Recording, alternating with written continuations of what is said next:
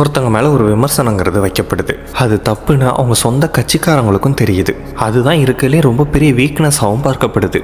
அப்படி இருக்கிற ஒரு விஷயத்த கொஞ்சம் கூட மாற்றிக்காம திரும்ப திரும்ப பண்ணுறது மூலமாக அது கட்சிக்கு எந்தவித முன்னேற்றத்தையும் கொடுக்காது, மாறா வீழ்ச்சிக்கு வேணால் வழிவகுக்கும். அப்படி தமிழக வெற்றி கழகத்தின் மேலே அதிகமாக வைக்கக்கூடிய விமர்சனம் என்னென்னா, தாவேக்கால இருக்கக்கூடிய நிர்வாகிகள் தொண்டர்கள் எல்லாருமே விஜய் விஜய் விஜய்னு ரசிக குஞ்சுகளாகவே இருக்காங்களே தவிர இன்னும் அரசியல் படுத்தப்படலை.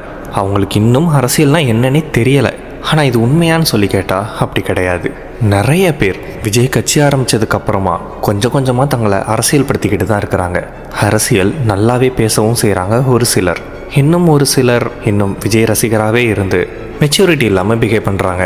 சரி, இது தமிழ்நாட்டில் எங்கோ ஒருத்தன் ஏதோ ஒரு மூலையில் இருக்கிறவன் பண்ணால் அது பிரச்சனை இல்லை.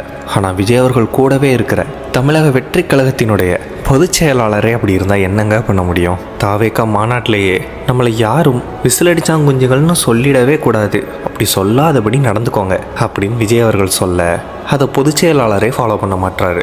சமீபத்தில் விழுப்புரத்தில் தாவேக்கா சார்பில் நடத்தப்பட்ட ஒரு நிகழ்ச்சியில் கலந்துக்கிட்டு பேசின ஆனந்த் அவர்கள் பல சர்ச்சைக்குரிய கருத்துக்களை அந்த மேடையில் தெரிவிச்சிருந்தார். அதில் ஒன்று தான் விஜய் அவர்கள் மோர் குடித்த கதை. அதாவது விஜய் அவர்கள் மோர் ஒன்று குடித்து அந்த டம்ளரை பக்கத்தில் வச்சுருந்தாராம். கொஞ்ச நேரம் கழித்து பார்த்தா அந்த டம்ளரை காணுமா. யாரா எடுத்தான்னு தேடி பார்க்கும்போது எடுத்தவர் விஜய் குடிச்சிட்டு வச்ச ஹெச்சி மோர் டம்ளர். என்னையை பொறுத்தவரை இது பொக்கிஷம், என்கிட்டே இருக்கட்டும்னு சொல்லி கேட்டாராம். இன்னும் பல இடங்களில் விஜய் அவர்களோட ஹெச்சி டம்ளரை 10,000 ரூபா வரைக்கும் கொடுத்து வாங்குறதுக்கு ஆட்கள் ரெடியாக இருக்கிறாங்க. அப்படிப்பட்ட நபர்கள் தான் எங்களுடைய நிர்வாகிகள், எங்களுடைய தொண்டர்கள்னு ரொம்பவே பெருமைப்பட அந்த மேடையில் பேசியிருந்தார்.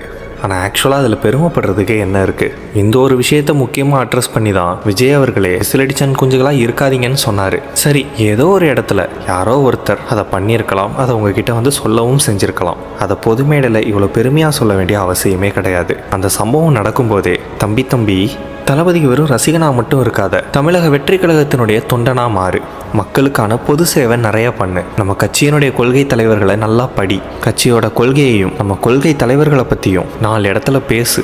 அவங்களாம் என்ன சித்தாந்தத்தை ஃபாலோ பண்ணாங்களோ, அவங்களோட ஐடியாலஜி என்னவோ அதை நீயும் ஃபாலோ பண்ணு. நம்ம கட்சிக்காரங்களுக்கு அரசியல் வகுப்புகள் எடு, அல்லது அதுக்கான ஏற்பாடுகளை ரெடி பண்ணு. இப்படி கட்சியை வளர்க்கறதுக்கான அட்வைஸ் தான் நீங்கள் அந்த இடத்துல அவங்களுக்கு பண்ணியிருக்கணுமே தவிர, அவர் பண்ண விஷயத்தை என்கரேஜ் பண்ணுறது மூலமாக நீங்கள் என்ன சொல்ல வரீங்க?